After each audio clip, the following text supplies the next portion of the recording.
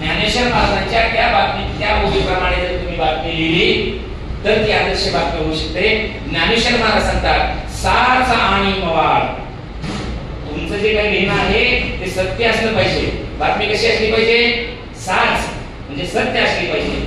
पण कधी कधी एखादं सत्य एवढं विदारक असतं की ते जर जशाला तसं सांगितलं तर समाजामध्ये विध्वंस होऊन त्या ठिकाणी दंगली पेटू शकतात, समाजाचं नुकसान होऊ शकतं.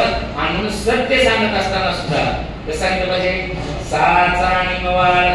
ते मवाळ भाषेत सांगितलं पाहिजे. आणि पुढचं अजून सांगितलेलं आहे. काय सांगितलंय? आम्ही वर्तमानपत्रामध्ये ज्या वेळेला वार्ताहर बिल्डवर जातो तेव्हा तिथे एखादी परिस्थिती पाहिल्यानंतर आपल्याला असं वाटतं की असं झालंय, ते कसं झालंय, त्याच्यावर मोठा लेख लिहिला पाहिजे म्हणून आपण मोठी तयारी करतो, तिथनं जातो आणि वर्तमानपत्राच्या कार्यालयामध्ये जातो. तर तिथे गेल्यानंतर आम्हाला जी संपादक बोलवतात, अरे बाबा आज जरा जागा कमी, अर्ध्या पानावर लोकनेते.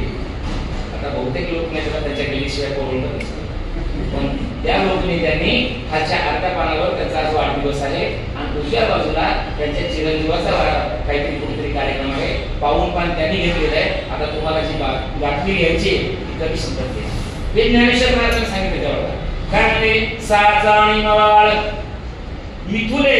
मिथुले म्हणजे कमी शब्दात. साचा आणि मवाळ, मिथुले आणि रसाळ. ही बातमी छोटी कमीत कमी शब्दामध्ये मांडली पाहिजे आणि ती रसाळ भाषेत मांडली पाहिजे. असं जर लिहिलं तर तुमची बातमी कशी होईल? ज्ञानेश्वर महाराज सांगतात शब्द जैसे कल्लोळ अमृताचे. ती बातमी कल्लोळी जर तुम्ही वाचला तर अमृताचे कल्लोळ त्या ठिकाणी होणार आहेत.